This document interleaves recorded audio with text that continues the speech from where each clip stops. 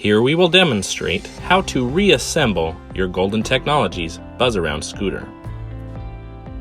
We will begin with the front and rear portions of the scooter.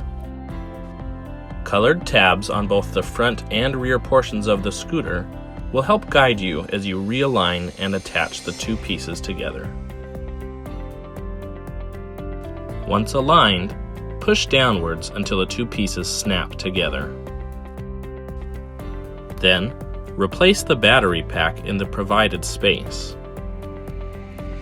For models with split battery packs, both sides will need to be properly placed.